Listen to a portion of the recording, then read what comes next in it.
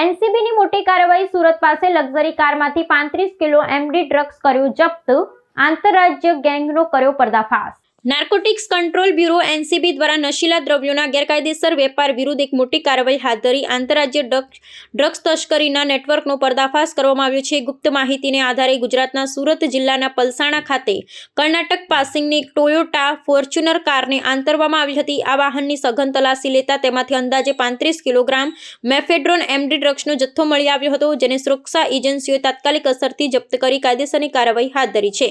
આ તપાસના તાર કર્ણાટક અને રાજસ્થાન સુધી લંબાયા છે, જેમાં મૈસૂર ખાતે કાર્યરત એક ગુપ્ત ડ્રગ્સ ઉત્પાદન પ્રયોગશાળાનો પણ પર્દાફાશ કરવામાં આવ્યો છે। તપાસ દરમિયાન એનસીબીએ જોધપુરમાંથી મેફેડ્રોન બનાવવાની અત્યાધુનિક સામગ્રી અને સાધનો જપ્ત કર્યા છે, જે અંદાજે 200 કિલોગ્રામ જેટલા નશીલા પદાર્થ ઉત્પાદિત કરવાની ક્ષમતા ધરાવતા હતા। આ ઓપરેશન દરમિયાન સિન્ડિકેટ સાથે સંકળાયેલા 4 રીઢા ડ્રગ્સ તસ્કરોની ધરપકડ કરવામાં આવી છે, જેઓ વિવિધ રાજ્યોમાં નશીલા દ્રવ્યોનું વેચાણ અને વિતરણ કરવામાં સક્રિય હતા।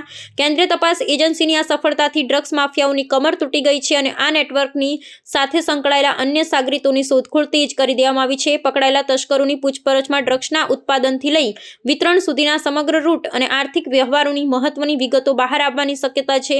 દેશના યુવાધનને નશાના રવાડે ચડાવતા આવા સંગઠિત ગુનાખોરોના નેટવર્કને નાબૂદ કરવા માટે એનસીબી દ્વારા આગામી દિવસોમાં વધુ કડક પગલાં લેવામાં આવશે, તેમ સૂત્રો દ્વારા જાણવા મળ્યું છે।